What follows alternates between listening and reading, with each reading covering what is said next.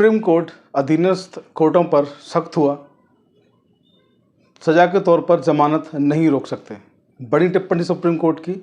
बड़ी टिप्पणी बड़े मायने हैं, क्योंकि वर्तमान का जो परिदृश्य है, चाहे वो हेमंत सोरेन वाले मसले में रहा हो, चाहे अरविंद केजरीवाल दिल्ली के मुख्यमंत्री हैं उनके मसले में रहा हो, ये बहुत बड़ी टिप्पणी, बहुत बड़े मायने हैं इसके। जो सुप्रीम कोर्ट ने कहा, आपने जो अधीनस्थ कोर्ट हैं यानी कि जो हाई कोर्ट हैं और जो ट्रायल कोर्ट्स हैं, उन सब से कहा है कि सज़ा के तौर पर ज़मानत को नहीं रोक सकते।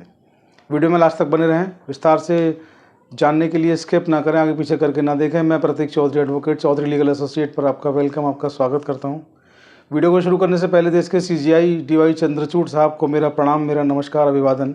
वो सीजीआई ही हैं जिन्होंने देश की न्याय व्यवस्था में जो एक जान फूंक दी है। अब ट्रायल कोर्ट से भी और उनके सबॉर्डिनेट कोर्ट से भी ऐसे फैसले, ऐसे आदेश देखने को मिलते हैं जो देश की जो न्याय व्यवस्था है उसमें बहुत अच्छे साबित होते हैं और बिल्कुल जस्ट और बिल्कुल फेयर ऐसे आदेश होते हैं। तो ऐसे सीजीआई साहब को प्रणाम। आप लोग देख रहे हैं कि देश में ईडी और सीबीआई दो संस्थाएं हैं। संस्थाएं तो और भी बहुत सारी हैं सरकार के पास, केंद्र की सरकार के पास, लेकिन वर्तमान में ईडी और सीबीआई जो हैं वो एक्टिव हैं। बाकी संस्थाओं की बात हम बाद में करेंगे।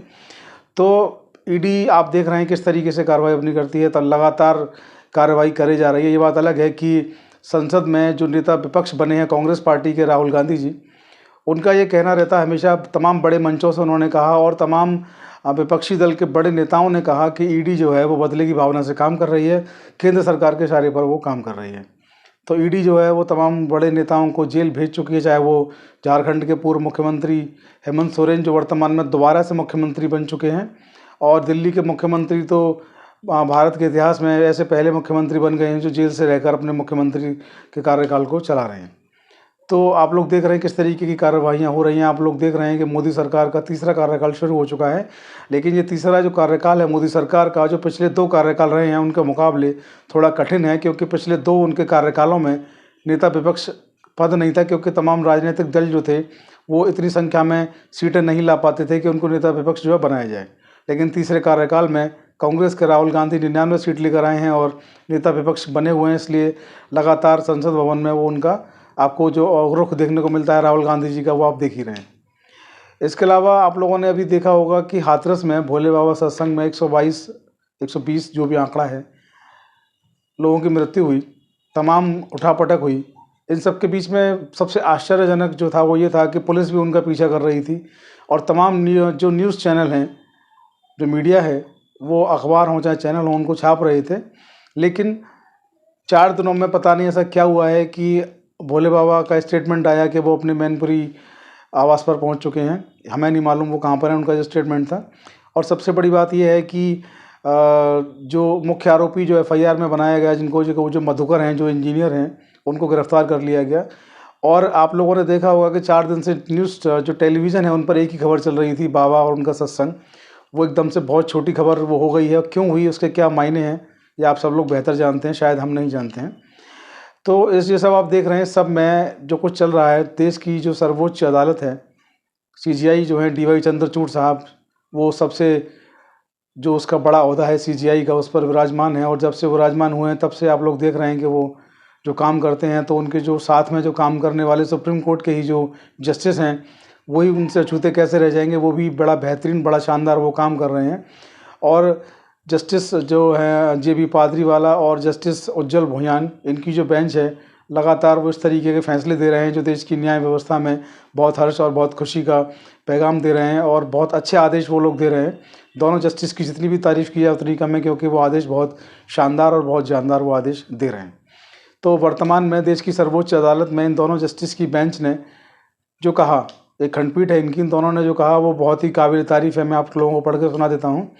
इन्होंने कहा, हाई कोर्ट व ट्रायल कोर्ट भूल गए हैं कि सज़ा के तौर पर जमानत देने से इनकार नहीं किया जा सकता है।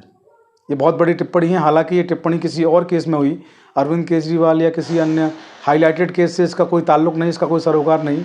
लेकिन इस टिप्पणी का मायने अगर आप देखेंगे तो मायने बहुत हैं, क्योंकि आप दोबारा से सुनिए, हाई कोर्ट व ट्रायल कोर्ट भूल गए हैं कि सज़ा के तौर पर जमानत देने से इनकार नहीं कर सकते हैं। आप याद करिए दिल्ली के उप मुख्यमंत्री मनीष सिसोदिया, जिनको लगभग 2 साल हो गए जेल में, और आप याद करिए दिल्ली के स्वास्थ्य मंत्री सत्येंद्र जैन, उनको बहुत लंबा समय हो गया जेल में। लगातार उनकी जो सप्लीमेंट्री चार्जशीट हैं वो दाखिल की जा रही हैं। अगर इस केस का मायने देखें, सुप्रीम कोर्ट का ये आदेश है, बहुत मायने रखता है सुप्रीम कोर्ट का आदेश, क्योंकि देश की जितनी भी हाई कोर्ट हैं, जितने भी ट्रायल कोर्ट हैं, सब में इसकी बहुत वैलिडिटी होती है। सारे कोर्ट्स को मैंडेटरी होता है इस आदेश को मानना।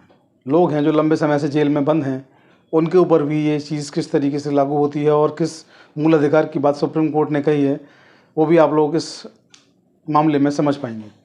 तो इस केस पर थोड़ा सा नज़र डालते हैं, आखिर केस है क्या। ये केस जो है पाकिस्तान से जाली मुद्रा की कथित तस्करी के लिए गैर कानूनी गतिविधि रोकथाम अधिनियम के तहत गिरफ्तार व्यक्ति की जमानत याचिका को लेकर सुप्रीम कोर्ट की टिप्पणी है। खंडपीठ ने कहा कि कोई अपराध कितना भी गंभीर क्यों ना हो, आरोपी को भारत के संविधान के तहत त्वरित जो सुनवाई है उसका अधिकार उसको प्राप्त है। अपीलकर्ता को 4 साल तक विचाराधीन कैदी के रूप में जेल में रखा गया और उसके सह आरोपियों को जब जमानत मिल गई उसके बाद सुप्रीम कोर्ट की टिप्पणी ये रही है। अभियुक्त मुकदमे में देरी और लंबे समय जेल में रहने पर खंडपीठ ने गंभीर आपत्ति जताई और कहा कि त्वरित जो है सुनवाई का अवसर किसी व्यक्ति को मिलना भारतीय संविधान के अनुच्छेद 21 के तहत मौलिक अधिकार है। इंडियन कॉन्स्टिट्यूशन यानी कि भारतीय संविधान का जो अनुच्छेद 21 या अनुच्छेद 21 जिसको बोलेंगे आर्टिकल 21, वो किसी व्यक्ति के प्राण और दैहिक स्वतंत्रता का जो अधिकार होता है उसको वो कवर करता है, उसकी रक्षा करता है। तो किसी व्यक्ति को जब कोई मुकदमा किसी व्यक्ति पर लगता है तो उसकी मामले की जो सुनवाई है वो फास्ट हो, स्पीडी हो, त्वरित हो, इसका भी अधिकार उसमें समाहित है। सुप्रीम कोर्ट ने यहाँ से बताया कि त्वरित सुनवाई का आदेश भी आर्टिकल 21 में उसको मिलना चाहिए और ये कहा कि ये उसका मौलिक अधिकार है और राज्य को अपराध की गंभीरता का हवाला देकर जमानत याचिका का विरोध करने का अधिकार नहीं है। बहुत बड़ी टिप्पणी, बहुत मायने हैं इस टिप्पणी के। उन्होंने कहा कि राज्य को, सुप्रीम कोर्ट की टिप्पणी है, आप लोग याद रखिए, सुप्रीम कोर्ट के 2 जस्टिस की ये टिप्पणी है, बहुत मायने हैं इस टिप्पणी के। तमाम हाई कोर्ट को और तमाम ट्रायल कोर्ट को बाध्य है टिप्पणी, जो कुछ सुप्रीम कोर्ट ने बोला है इस मामले में उस देश के सारे हाई कोर्ट को, सारे ट्रायल कोर्ट्स को मानना ही पड़ेगा, क्योंकि जो टिप्पणी जो है वो सुप्रीम कोर्ट की है। तो इसमें जो कहा है कि राज्य को अपराध की गंभीरता का हवाला देकर जमानत याचिका का विरोध करने का अधिकार नहीं है। आप लोग सोच कर देखिए, अरविंद केजरीवाल हैं, हेमंत सोरेन हैं, मनीष सिसोदिया हैं, सत्येंद्र जैन हैं और तमाम ऐसे लोग जो जेल में हैं। हम बात कर लें दिल्ली के मुख्यमंत्री और उप मुख्यमंत्री की, मनीष सिसोदिया और अरविंद केजरीवाल की। राज्य को अपराध की गंभीरता का हवाला देकर जमानत करने का अधिकार नहीं है, सुप्रीम कोर्ट की टिप्पणी है। और आप लोग देखेंगे कि ईडी जो है वो केंद्र की संस्था है, राज्य की संस्था है, और उस राज्य की संस्था ने अरविंद केजरीवाल की ज़मानत का जो विरोध किया वो किस लेवल पर किया, हेमंत सोरेन की ज़मानत का विरोध किया किस लेवल पर किया, मनीष सिसोदिया की ज़मानत का विरोध करते हैं किस लेवल पर करते हैं। अरविंद केजरीवाल दिल्ली के मुख्यमंत्री, उनकी ज़मानत जो है लोअर कोर्ट से हो जाने के बाद ऑर्डर आए बिना ही, ऑर्डर अपलोड हुए बिना ही हाई कोर्ट पहुँच जाते हैं, मामले को लिस्ट कराते हैं और हाई कोर्ट उस मामले को यानी कि बेल को स्टे कर देते हैं। सोच के देखिए सुप्रीम कोर्ट यहाँ पर क्या कहना चाहता है। सुप्रीम कोर्ट ने यहाँ पर स्पष्ट शब्दों में क्या कहा, और जो ट्रायल कोर्ट्स हैं और जो हाई कोर्ट्स हैं वो किस तरीके की कार्यप्रणाली उनकी रहती है। उनकी कार्यप्रणाली की वजह से ही सुप्रीम कोर्ट को ये टिप्पणी करनी पड़ी है कि राज्य जो हैं अपराध की गंभीरता, वहाँ भी यही बात कही गई कि ये बहुत अपराध इनका बहुत गंभीर है, मनी ट्रेल है।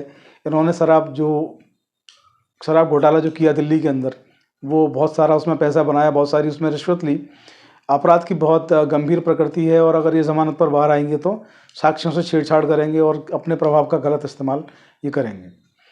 तो यहाँ पर सुप्रीम कोर्ट ने स्पष्ट कर दिया है कि अब राज्य को अपराध की गंभीरता का हवाला देकर ज़मानत का विरोध करने का अधिकार जो है वो नहीं है।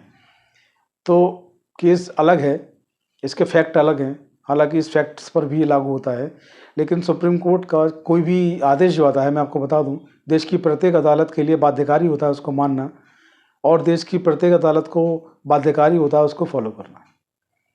तो अब इस आदेश के आने के बाद ऐसा लगता है कि अरविंद केजरीवाल या मनीष सिसोदिया जो हैं वो लंबे समय से जो जेल में हैं, ऐसे तमाम जो लोग हैं, तमाम जो नेता हैं जो लंबे समय से जेल में हैं, उनके जेल से बाहर आने की उम्मीद जो है उनकी वो थोड़ी बढ़ जाती है, क्योंकि सुप्रीम कोर्ट ने बहुत अहम टिप्पणी की है।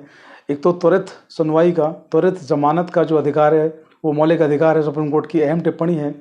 दूसरी टिप्पणी है सुप्रीम कोर्ट की कि राज्य को अपराध की गंभीरता का हवाला देकर जमानत याचिका का विरोध करने का अधिकार नहीं है। ये बहुत अहम इन टिप्पणियों को मानेंगे और सुप्रीम कोर्ट इस तरीके की टिप्पणी करता है तो हाई कोर्ट को भी अब सोच समझ कर कदम उठाना होगा, ट्रायल कोर्ट्स को भी अब सोच समझ कर कदम उठाना होगा। खैर जो भी होगा भविष्य में आपको उससे अपडेट कराते रहेंगे। आज के वीडियो में इतना ही। वीडियो को फॉरवर्ड शेयर करना ना भूलें, हमें सब्सक्राइब करना ना भूलें और अपनी राय कमेंट बॉक्स में ज़रूर दें। आज की वीडियो में इतना ही। जय हिंद, जय भारत, नमस्कार।